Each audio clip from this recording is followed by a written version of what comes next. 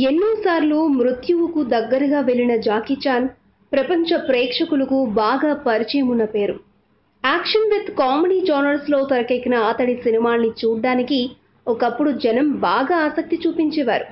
Bruce Lee తర్వాత martial ఆర్ట్స్ను వెండితెర మీద పర్ఫెక్ట్గా చూపించగలగడంలోనూ, డేంజరస్ ఫీట్స్ చేయడంలోనూ జాకీ చాన్ బాగా సక్సెస్ అయ్యాడు. అంతేకాదు, బ్రూస్ లీ లానే అతి చిన్న వయసులోనే ప్రపంచ తెర మీదకొచ్చాడు. 6-10 వయసుకు దగ్గరకొచ్చిన జాకీ చాన్లో ఇదివరకటి వేగం తగ్గినా స్క్రీన్ మీద అతడి ప్రెజెన్స్ ను ఆడియన్స్ బాగానే ఆస్వాదిస్తున్నారు. ఎన్నో హాంకాంగ్, హాలీవుడ్ మూవీస్లో హీరోగాను, నిర్మాతగాను, డైరెక్టర్ గాను, స్టంట్స్ మాస్టర్ గాను, మ్యూజిషియన్ గాను జాకీ చాన్ బహుముఖ ప్రజ్ఞ కనబరిచాడు.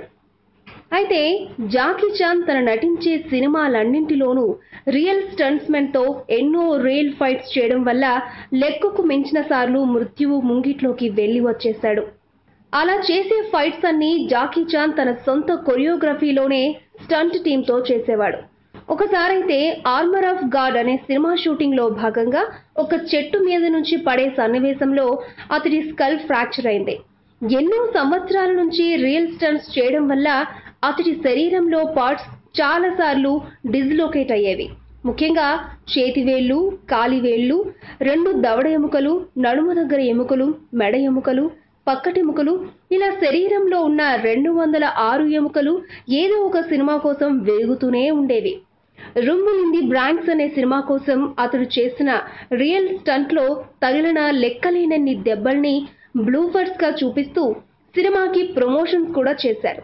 మొత్తం మీద 100 సినిమాల్లో హీరోగా చేసిన జాకీ చాన్ అన్ని సినిమాల్లోనూ రియల్ స్టంట్స్ చేసి గిన్నీస్ వరల్డ్ రికార్డ్స్ లో చోటు కూడా దక్కించుకున్నాడు.